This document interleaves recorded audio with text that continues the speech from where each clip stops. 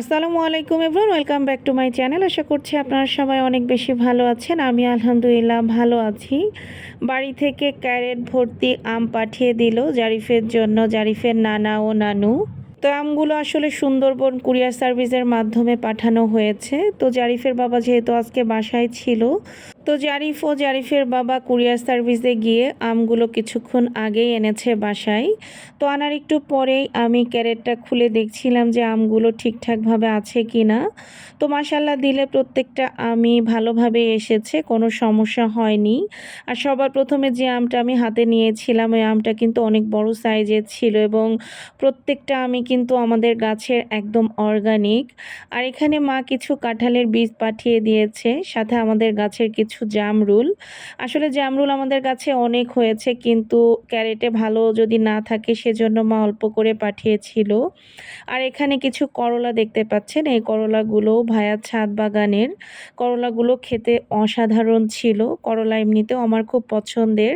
আর এখানে কিছু ডাঁটা পাঠিয়েছে, এগুলো আমাদের পাশের একটা বাড়ি থেকে কিনে পাঠিয়েছে।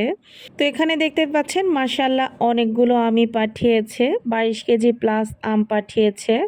তো এই আমগুলো তো আমরা একা খেতে পারবো না, তো এখান থেকে জারিফের বাবার কলিগের জন্য রাখা হয়েছিল।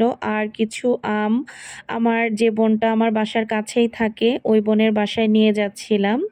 তো যাওয়ার পথে রাস্তার দৃশ্য আপনাদের সাথে একটু শেয়ার করলাম। তো আজকে আসলে বোনের বাসায় আমরা যাইনি, যদিও না যাওয়ার কারণেও একটু মনে কষ্ট পেয়েছে। তবে ইনশাল্লাহ অন্য একদিন আমি আর জারিফ গিয়ে ঘুরে আসব। তো বোনের বাসার ওখান থেকে ফেরার পথে দেখি এখানে নতুন কিছু রেস্টুরেন্ট হয়েছে। এর আগে আমি আসলে এখানে কখনোই আসিনি। তো আমরা হঠাৎ করে আসলে এখানে থামি। জারিফের বাবা বলতেছিল যে চলো দেখি এখানে কি কি রেস্টুরেন্ট হয়েছে। তো একদমই নতুন একটা রেস্টুরেন্টে আমরা ঢুকেছি। তো ভিতরের পরিবেশটা অনেক সুন্দর ছিল এবং রেস্টুরেন্টের নামটা আমি আপনাদেরকে প্রথমেই দেখিয়ে দিয়েছি। তো খুব ভালো লাগতেছিল এখানে, আমি আসলে বসে কিছু খেতে চাচ্ছিলাম। তো জারিফের বাবা বলতেছিল যে এনাদের খাবার কেমন হয় না হয়, চলো আমরা পাশের যে রেস্টুরেন্টটা আছে লাহোর এক্সপ্রেস ওখানে যাই। আর একটু আগে আমরা যে রেস্টুরেন্টটাতে দাঁড়িয়েছিলাম ঠিক ওই রেস্টুরেন্টের সাথেই এই রেস্টুরেন্টটা। তো আমি ওই পাশ থেকে এই রেস্টুরেন্টের খাবারের ঘ্রাণ পাচ্ছিলাম আর জারিফের বাবাকে বলতেছিলাম যে এনাদের রেস্টুরেন্টের খাবার মনে হয় অনেক বেশি মজা হবে, চলো তাহলে আমরা এখানেই যাই। তো তারপরে আমরা চলে এসেছি লাহোর এক্সপ্রেসে।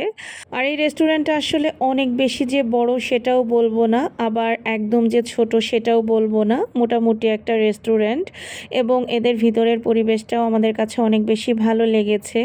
আর সব থেকে বেশি ভালো লেগেছে ওনারা আসার সাথে সাথে ওয়েলকাম ড্রিঙ্ক দেয়।